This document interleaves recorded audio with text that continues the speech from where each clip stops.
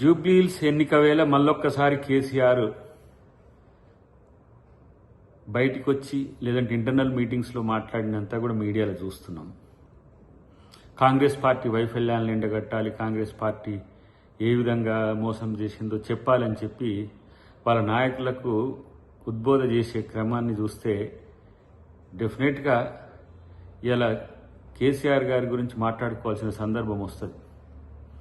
ఒకవేళ కర్మగాలి మళ్ళీ బీఆర్ఎస్ కనుక మూడోసారికి అధికారంలో వచ్చుంటే ఈరోజు నేపాల్, బంగ్లాదేశ్, శ్రీలంక మాదిరిగా ఎన్ని కష్టాలు తెలంగాణ ప్రజలకు వచ్చో వాళ్ళకి అర్థం కాదు.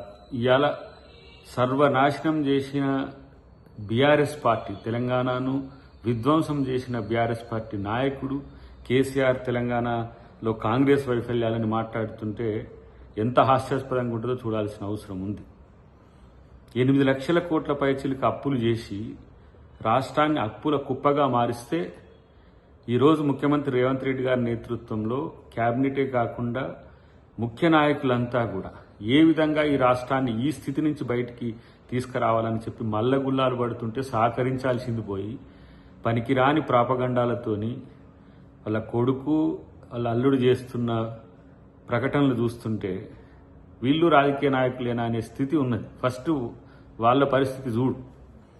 పోలీస్ వ్యవస్థ మీద కానీ లేకపోతే రాజకీయ వ్యవస్థ మీద కానీ ఓడిపోతే ఇంత అసహనం, ఇంత ఏమంటాము దుగ్ధపూరిత స్టేట్మెంట్స్ ఇవ్వడం అనేది నిజంగా కేసీఆర్ కుటుంబానికో లేకపోతే టీఆర్ఎస్ పార్టీకో చెల్లు తప్పితే ఇలాంటి పనికిమాలిన స్టేట్మెంట్స్ ద్వారా ఏమొస్తుంది?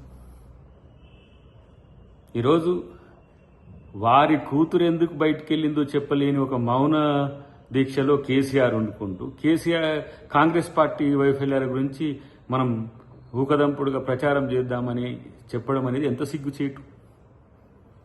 ఇలా నువ్వు ఏ పరిస్థితుల్లో ఈ స్టేట్ను కాంగ్రెస్ పార్టీ చేతిలో పెట్టిపోయినావు, ఎలాంటి పరిస్థితుల నుంచి సరిదిద్ది రేవంత్ రెడ్డి గారి రాష్ట్ర ఆర్థిక స్థితినే కాదు ఇక్కడ ఉన్న సామాజిక స్థితిని, రాజకీయ స్థితిని ఏ విధంగా మెరుగుపరుస్తుందో కనీసం వాటిని మెచ్చుకోలేకపోయినా ఇలాంటి ప్రచారాలతో, వ్యతిరేక ప్రచారాలతో లేకపోతే ఏమంటారు గోబెల్ ప్రచారాలతో ఇలా కాంగ్రెస్ ప్రభుత్వాన్నో కాంగ్రెస్ పార్టీనో ఆరోపించాలని చూస్తే తెలంగాణ ప్రజలేమీ తెలివి తక్కువ వాళ్ళు గారు. ప్రత్యేకించి ఏ విధంగా గతంలో మిమ్మల్ని వద్దనుకొని మిమ్మల్ని ఫామ్ హౌస్కో లేకపోతే రాజకీయాలకే దూరంగా పెట్టినరో రేపు ఇదే వైఖరి కొనసాగితే పూర్తిగా బీఆర్ఎస్ పార్టీ తెలంగాణలోనే మటుమాయమయ్యే స్థితి ఉంటుంది. ఫస్ట్ ఆ విషయాన్ని గమనించుకుంటే మంచిదని చెప్పి నేను తెలియజేస్తున్నా.